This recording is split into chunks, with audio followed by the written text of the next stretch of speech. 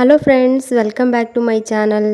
ఈరోజు వీడియోలో గోధుమ పిండితో 2-3 నిమిషాల్లో దోసలు తయారు చేసుకోవడానికి ఒక గిన్నెలోకి 2 కప్పు గోధుమ పిండిని తీసుకోండి. పావు కప్పు శనగపిండిని, కొత్తిమీరని, కరివేపాకుని అంతా కట్ చేసి వేసుకోవాలి. ఉల్లిపాయ, టమాటా అంతా కూడా కట్ చేసి వేసుకున్నాను. రుచికి సరిపడినంత ఉప్పుని వేసుకోండి. పచ్చిమిర్చిని కూడా నేను కట్ చేసి వేశాను.